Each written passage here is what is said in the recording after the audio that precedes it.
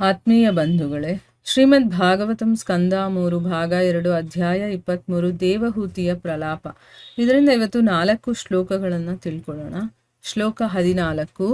ದಿವ್ಯೋಪಕರಣೋಪೇತಂ ಸರ್ವಕಾಲ ಸುಖಾವಹಂ ಪಟ್ಟಿಕಾಭಿ ಪತಾಕಾಭಿರ್ ವಿಚಿತ್ರಾಭಿರಲಂಕೃತಂ ಸ್ರಗ್ಭಿರ್ವಿಚಿತ್ರ ಮಾಲ್ಯಾಭಿರ್ ಮಂಜುಷಿಂ ಜತ್ಕ್ಷಡಂ ಘ್ರಿಭಿಃ ದುಕೂಲ ಕ್ಷೌಮ ಕೌಶೇಯರ್ ನಾನಾ ವಸ್ತ್ರೈರ್ವಿರಾಜಿತಂ.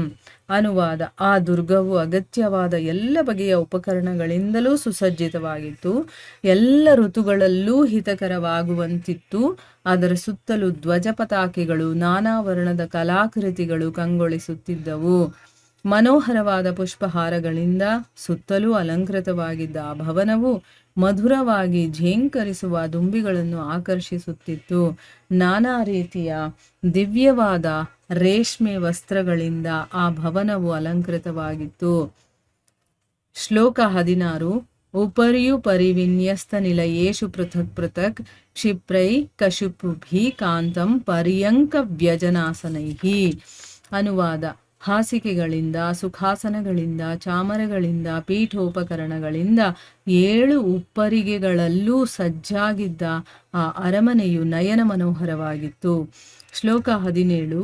ತತ್ರ ತತ್ರ ವಿನಿಕ್ಷಿಪ್ತ ನಾನಾ ಶಿಲ್ಪೋಭಶೋಭಿತಂ ಮಹಾಮರಕತಸ್ಥಲ್ಯ ಜುಷ್ಟಂ ವಿದ್ರುಮ ವೇದಿಭಿಃ.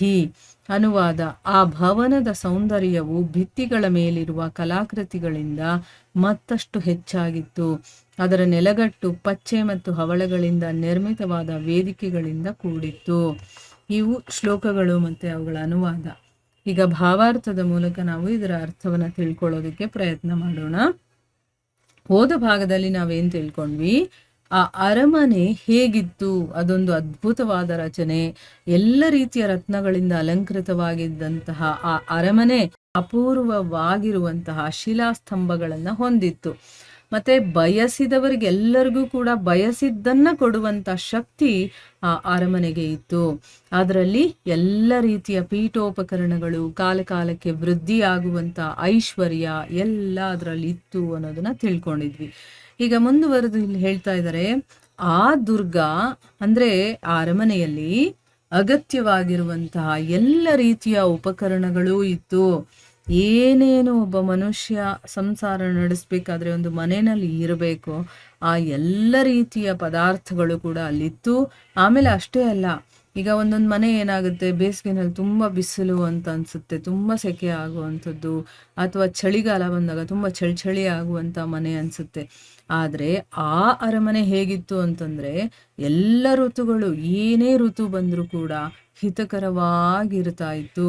ಆಮೇಲೆ ಆ ಮನೆ ಸುತ್ತಲೂ ಕೂಡ ಧ್ವಜ ಪತಾಕೆಗಳಿತ್ತು, ಬೇರೆ ಬೇರೆ ರೀತಿಯ ವರ್ಣದ ಕಲಾಕೃತಿಗಳಿದ್ವು. ಆಮೇಲೆ ಅವೆಲ್ಲ ನೋಡ್ತಾ ಇದ್ರೆ ಕಣ್ಣಿಗೆ ಆನಂದ ಸಿಗ್ತಾ ಇತ್ತು, ಅಷ್ಟು ಚೆನ್ನಾಗಿತ್ತು.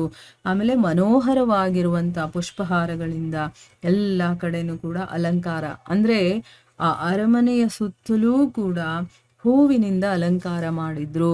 ಆ ಭವನ ಮಧುರವಾಗಿ ಜೇಂಕಾರ ಮಾಡುವಂಥ ದುಂಬಿಗಳನ್ನೆಲ್ಲ ಆಕರ್ಷಣೆ ಮಾಡೋ ಹಾಗಿತ್ತು. ಯಾಕಂದರೆ ಎಲ್ಲ ಕಡೆನೂ ಕೂಡ ಸುಗಂಧ ಭರಿತವಾಗಿರುವಂಥ ಪುಷ್ಪಗಳಿದ್ದಿದ್ರಿಂದ ಅಲ್ಲಿ ದುಂಬಿಗಳು ಆಕರ್ಷಣೆಗೊಳ್ತಾ ಇದ್ವು.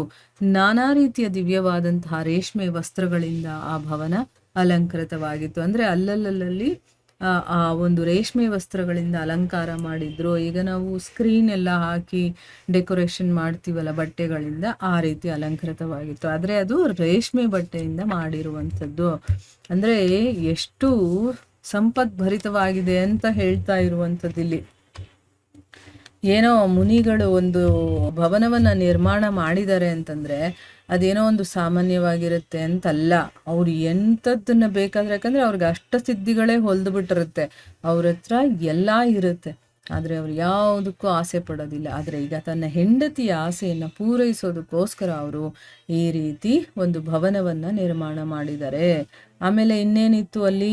ಹಾಸಿಗೆಗಳು, ಸುಖಾಸನಗಳು, ಚಾಮರಗಳು ಮತ್ತು ಪೀಠೋಪಕರಣಗಳಿಂದ 7 ಉಪ್ಪರಿಗೆಗಳಲ್ಲೂ ಕೂಡ ಸಜ್ಜಾಗಿದ್ದಂತಹ ಅರಮನೆ ನಯನ ಮನೋಹರವಾಗಿತ್ತು. ಕಣ್ಣಿಂದ ನೋಡೋದಕ್ಕೆ 2 ಕಣ್ಣು ಸಾಲಲ್ಲ ಅಂತ ಹೇಳ್ತೀವಲ್ವಾ, ಅಷ್ಟು ಚೆನ್ನಾಗಿತ್ತು. ಅಂದರೆ 7 ಅಂತಸ್ತಿನ ಮನೆ ಕಟ್ಸಿದ್ದಾರೆ ಅಂತ ಅರ್ಥ ಇಲ್ಲಿ.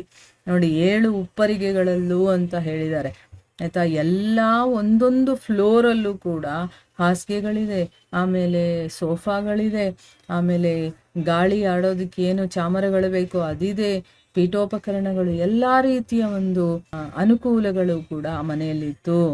ಇಲ್ಲಿ ಭಾವಾರ್ಥದಲ್ಲಿ ಗುರುಗಳು ಏನು ಹೇಳ್ತಾ ಇದ್ದಾರೆ ಅಂತಂದ್ರೆ, ಈ ಶ್ಲೋಕದಿಂದ ಈ ಭವನಕ್ಕೆ ಹಲವಾರು ಉಪ್ಪರಿಗೆಗಳಿದ್ದವು ಎಂಬುದು ಸ್ಪಷ್ಟವಾಗುತ್ತದೆ. ಉಪರಿ ಉಪರಿ ವಿನ್ಯಸ್ತ ಎಂಬ ಪದಗಳು ಗಗನಚುಂಬಿ ಮಹಲುಗಳು ಹೊಸದಾಗಿ ಆವಿಷ್ಕಾರಗೊಂಡಂಥವು ಏನಲ್ಲ ಎಂಬುದನ್ನು ಸೂಚಿಸುತ್ತದೆ. ಲಕ್ಷಾಂತರ ವರ್ಷಗಳ ಹಿಂದೆ ಆ ಕಾಲದಲ್ಲೂ ಕೂಡ ಬಹು ಅಂತಸ್ತಿನ ಕಟ್ಟಡಗಳ ಕಲ್ಪನೆ ನಮ್ಮಲ್ಲಿತ್ತು. ಒಂದೊಂದು ಉಪ್ಪರಿಗೆಯಲ್ಲೂ 1-2 ಕೋಣೆಗಳಿರಲಿಲ್ಲ, ಬೇರೆ ಬೇರೆ ಅನೇಕ ಗೃಹಗಳೇ ಇರುತ್ತಿದ್ದವು. ಪ್ರತಿಯೊಂದು ಗೃಹವು ಮೆತ್ತೆಗಳಿಂದ, ಹಾಸಿಗೆಗಳಿಂದ, ಪೀಠೋಪಕರಣಗಳಿಂದ, ರತ್ನಗಂಬಳಿಗಳಿಂದ ಕೂಡಿರುತ್ತಿದ್ದವು. ಅಂದ್ರೆ ಅರ್ಥ ಏನು? ಇಲ್ಲಿ ಗುರುಗಳೇನು ಹೇಳ್ತಾ ಇದ್ದಾರೆ ಅಂತಂದ್ರೆ 7 ಉಪ್ಪರಿಗೆಗಳು ಅಂತ ಹೇಳಿದಾರಲ್ಲ, ಅಂದ್ರೆ ಏನು, ಆ ಒಂದು ಭವನಕ್ಕೆ ಬೇಕಾದಷ್ಟು ಉಪ್ಪರಿಗೆಗಳಿದ್ವು. ಅಂದ್ರೆ ಮಹಡಿಗಳು ಅಂತ, ಒಂದೊಂದು ಫ್ಲೋರ್ ಅಂತ ನಾವೇನು ಹೇಳ್ತೀವೋ ಆ ರೀತಿ ಇತ್ತು ಅನ್ನೋದು ಸ್ಪಷ್ಟವಾಗುತ್ತೆ. ಇಲ್ಲಿ ಗಗನಚುಂಬಿ ಮಹಲುಗಳು ಅಂತಂದ್ರೆ ಮಲ್ಟಿ ಸ್ಟೋರಿಡ್ ಬಿಲ್ಡಿಂಗ್, ಆಕಾಶವನ್ನೇ ಮುಟ್ಟುವಂತಹ ಒಂದು ಬಿಲ್ಡಿಂಗ್ಗಳಿರುತ್ತಲ್ಲ, ಅದು ಹೊಸದಾಗ ಆವಿಷ್ಕಾರಗೊಂಡಂಥದ್ದಲ್ಲ, ಲಕ್ಷಾಂತರ ವರ್ಷಗಳ ಹಿಂದೆನೆ ಆ ಕಾಲದಲ್ಲೂ ಕೂಡ ಈ ಬಹು ಅಂತಸ್ತಿನ ಕಟ್ಟಡದ ಕಲ್ಪನೆ ಇತ್ತು ನಮ್ಮಲ್ಲಿ ಅಂತ. ಈಗ ಬಂದಿರೋದಲ್ಲ, ಅದು ಆಗಿನ ಕಾಲದಲ್ಲೇ ಇತ್ತು ಅಂತ ಹೇಳ್ತಾ ಇದ್ದಾರೆ. ಆಮೇಲೆ ಒಂದೊಂದು ಫ್ಲೋರಲ್ಲೂ ಕೂಡ 1-2 ರೂಮ್ಗಳಿರಲಿಲ್ಲ, ಅಲ್ಲಿ ಒಂದೊಂದು ಮನೆನೇ ಇರ್ತಾ ಇತ್ತು, ಅಷ್ಟು ದೊಡ್ಡದಾಗಿರ್ತಾ ಇತ್ತು. ಅಲ್ಲಿ ಎಲ್ಲ ರೀತಿಯ ಅನುಕೂಲಗಳು ಇತ್ತು, ಹಾಸಿಗೆಗಳಿತ್ತು, ಮತ್ತೆ ಸೋಫಾಗಳಿತ್ತು, ಟೇಬಲ್ಲು, ಕುರ್ಚಿ, ರತ್ನಗಂಬಳಿಗಳು, ಎಲ್ಲ ರೀತಿಯ ಅನುಕೂಲಗಳು ಕೂಡ ಇರ್ತಾ ಇತ್ತು ಅಂತಂದ್ಬಿಟ್ಟು ಇಲ್ಲಿ ಹೇಳ್ತಾ ಇದ್ದಾರೆ.